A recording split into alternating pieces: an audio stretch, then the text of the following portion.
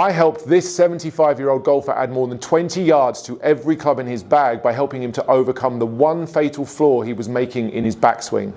This is exactly the same mistake I see hundreds of golfers making, which is robbing you of any chance of creating power or having consistent contact. I'm going to clean up the confusion around this first part of the swing and share 4 drills with you that will have you instantly hitting the ball longer and straighter than you ever thought possible. And the mistake I'm referring to is the misunderstanding of the hands-in concept in the backswing, which is a cornerstone of stack and tilt. In fact, hands-in is so important, those 2 words actually form 2 of the stack and tilt 10-word template. And we have a grid that I've built on the ground here using the T-claw that helps golfers to conform to it. More on that later. So why do golfers get this part of the swing so wrong? Well, I think there's 2 main reasons. Number 1, they read the stack and tilt book or they watch some videos on stack and tilt and they believe the club is supposed to go around them. There's certainly a benefit to swinging the club on an arc. We play golf on a tilted angle. We stand to the side of the ball. Therefore, we need to have some degree of angle or arc to this swing. However, that can be overdone, and I think there's a lot of golfers who read that instruction and begin to swipe the club far too far around them and inside. That would be a golfer who takes the hands too far in and the club too far in. Done correctly, the club and the hands would conform to both the club and the hand path that's demonstrated by this grid on the ground. And if you were filming yourself from down the line and you drew a line along the shaft of the golf club, the easiest way to see this being done correctly would be that the hands and the club would trace that shaft plane back to position 2. P2 is where the shaft is parallel to the ground. So if you want to know if you're doing this correctly or not, film yourself from down the line, draw a line on the shaft of the club and watch to see where your hands and club travel. The first set of golfers that get it wrong have both the hands and the club too far in. The second mistake that's made on the same part of this swing is the golfer, in an attempt to get the club in, uses the hands and arms and rolls them incorrectly and moves the hands out and the club head in. Their takeaway would look like this. I've got fixes for both of these problems. You're going to need to just establish which one of those issues you have, and once you have that, you can follow along and try the drills immediately. So I'll start by helping the golfer who moves their hands out and the club too far in. That's really demonstrated by the golfer who's rolling their forearms in the takeaway, using the arms to start the swing more than using the body. So what we need to do is slow down or restrict the movement of the arms to help you. The first part of this drill would be to grab a glove or even a T-peg and place it under your lead arm. So I've got the glove somewhere there between my upper arm and my body. I'm just going to hold it there. And when you set up to the golf ball, you may notice there's a slight pressure between the top of the lead arm and the torso. That's correct, and that should be intact. Golfers who get this wrong would lose that pressure in the takeaway. The lead arm would roll off the body and you'd find yourself dropping the obstacle, whether that's a glove or a T-peg. So quite simply, placing a glove under your lead arm, making a takeaway or first part of your swing where you keep the pressure constant against your body between the lead arm and your body and swing to P2 is going to start to help you understand that the hands, the movement of the hands is also inwards. Now, a lot of golfers still roll the club, and we're going to get to a secondary drill shortly that will help you with that. But this will start you on the right track. It will help you to understand how the hands have to trace the arc by keeping the lead arm attached to the body. So make some swings, keeping that intact. And the great thing about this drill is you could keep that connection and that pressure point all the way to the top of the swing and in the downswing as well. It will really help you to conform to the grid. So that's tip number 1. Tip number 2 that you could also use without any help at all from a additional piece of equipment that you might need. You could just use the club that you're holding in your hand and place it into your belly, somewhere between sort of navel to belly button area, and just grip down the club, take your golf posture, and just hold the club in your tummy like so.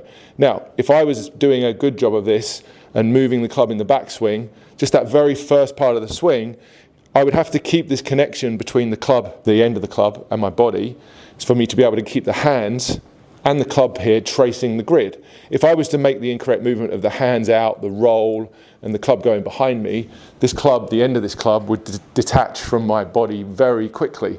That's a simple way for you to just get started. That doesn't allow you to go much further than maybe halfway between P1 and P2. It's quite a small movement, but if you're struggling to get a sense of how to move the hands correctly in the first part of the swing, this drill can really help you. But what about the golfer who moves their hands in but also sucks the club head in too far behind them? Well, we need to address that golfer and help them really with what is a poor understanding of the forearm motion and the wrist motion in that first part of the swing. You're going to come and stand yourself up against a wall, and you're going to take your golf posture where you effectively get yourself as close to this wall as you can. So my backside here is just touching the wall gently, and I'm in my golf posture. This is a 7-iron I've got in my hand. You could do this with any club you wanted to. And as you start to swing back from P1 to P2, you'd want to make sure that your club head didn't strike the wall. I'd see a lot of golfers at this point in the swing who move their hands in and then roll the club in excessively, will start to strike the wall in doing this drill. Now, when I tell golfers not to touch the wall and to keep the club head off the wall, they'll often respond by moving the hands and the club out to stop the club from touching. We need to blend hands in and club in. The last drill that I'm going to share with you in a minute allows us to do all of that together. But for now, just understand you could practice at home, standing up against a wall, holding onto the club and moving yourself from P1 to P2, noting that the club head doesn't touch the wall and the hands and the club are more or less lined up. If you're keeping the glove under your arm at this point as well, you'd know that your hands were moving in and staying on the arc. So this is a really nice one for the golfer who rolls the club excessively. If you're an owner of hack motion, I get a lot of messages from people who struggle with the takeaway drill. This is the problem that you have. You're rolling the club inside using your forearms. You should be moving the club in and around you with the tilts of your body. This exercise really helps you to train that piece correctly. And the fourth and final drill, which is my favorite, helps us to combine the movement of the hands and the club to take us not just to the first part of the backswing, but all the way to the top, understanding how to move the wrists and the arms and the body to complete the backswing in full. Because it's all well and good knowing that the hands and the club are supposed to trace the geometry here in that first part of the swing, and you could train yourself to do that. But I see hundreds of you who then make the mistake of getting the wrist hinge wrong or the forearms wrong. You let your arms begin to flex and we mess up all of that good initial work. So you need a way to be able to take this club from setup all the way to the top, conserving the geometry that we're trying to look for. So how can you do that? Well, I want you to take your setup and I want you to start by presetting your wrists by hinging them up and hinging the club up towards you. Now I'm pushing down quite heavily there on the top part of the grip with my lead hand. The pad of my palm here is pushing down on the grip to try to help pull this club up towards me, and then I'm giving it some extra assistance by using the fingers on my trail hand to keep pulling that club towards me. I'm making quite an effort there to get that club to hinge as much as possible via the wrists. At the same time, I'm making sure I push my arms away from me as best I can. Sometimes when you ask a golfer to hinge their wrists, they'll also flex their arms because it seems very easy and almost logical to do. The momentum of the club coming towards a golfer would make them to start to pull their arms in. That messes up the radius of the swing and causes all sorts of contact issues. We want to avoid that by hinging the club up with the wrists but pushing the hands away with the arms. Now we've built this arm structure, I want you to conserve that, and looking from this front view, I just want you to notice how the club face here is still slightly closed to the shaft, just how it was at setup. That's the built-in draw. That's the expectation this ball's going to draw slightly. So as you hinge your wrists up and you push your arms away, be careful not to lose the face at the same time. So you want to watch that club face just move straight up in the air, push the wrists down, hinge the club up, conserve the draw. Now I've got the arms now and wrists in the right place. It's going to take me all the way to the top of the swing. I just need to finish the body pivot. That's the left shoulder, for me, the lead shoulder moving down towards the ball. And it's the lead knee, the left knee flexing.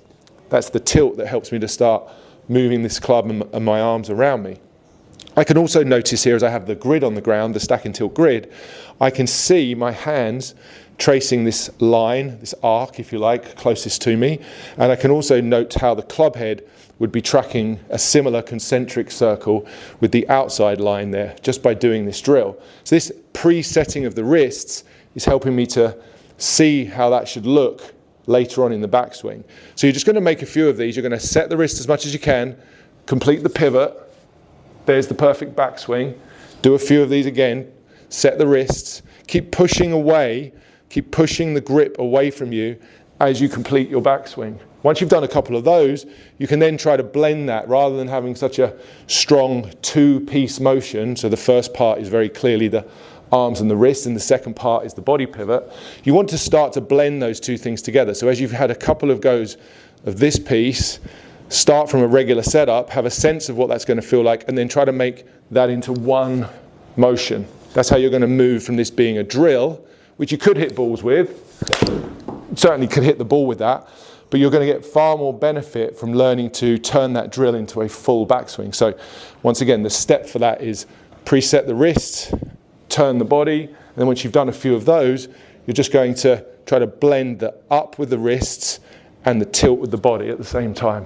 That gives you a roadmap, a place to go. The grid is a huge part of that. If you haven't practiced or don't practice with the grid, it's difficult to know exactly whether you're conforming to the right journey, the right roadmap. Effectively, you don't know what you're doing, you don't know where you're going, you don't know what you're supposed to look for.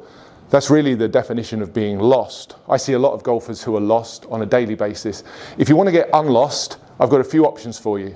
If you'd like to follow a very clear pathway towards better golf and like step-by-step learning, you could check out my tour quality ball striking video series. 16 videos over an hour of content with a very clear roadmap towards better ball striking, including drills and training aids you can use to expedite the process. If you go and click on the link that I'm going to put in the description, you can even watch the first 3 videos for free.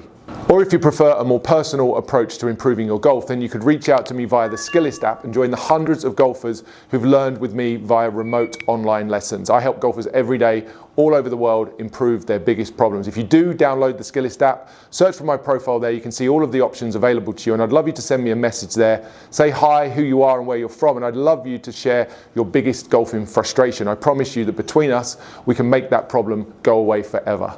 Or finally, you could do what Zed did this week, which is jump on a plane, fly halfway around the world, and come and take some in-person lessons. There really is no substitute for the in-person relationship of being able to show you the small details of what truly matter in your golf swing. We also have a lot of fun and get to go out onto the course and put some of this stuff into the real world practice, transferring it from the range to the course. If you want to see my schedule, you can go on the website. I'll put a link in the description. And if you'd like to arrange something a little bit more bespoke, then the best way to contact me is to reach out to me directly via email. Before you go today, please hit that like button and subscribe to the channel, as well as hitting that share button and sending this video to at least one of your golfing buddies who would benefit from a better backswing. Anybody looking to add the grid to their training station by building it onto the ground using the T-claw should know that I've just made this video which explains how to build the grid onto the ground using the T-claw product. You can find that by going to the T-claw website, link in the description, where there's an exclusive discount code for you to acquire your T-claws for a discounted price and then learn to build the grid onto the ground. This will make every single one of your practice sessions more effective. I'd highly encourage you to bring this to your practice. If you're ready to watch another video, then why don't you go and check out this playlist I made, which covers all of the 10 words of the stack and tilt template. You can take a deeper dive into that topic right there. Or you could watch this video here. I have no idea what video it is, but YouTube recommends that this one is the best one for you. So you could also choose to check that one out instead.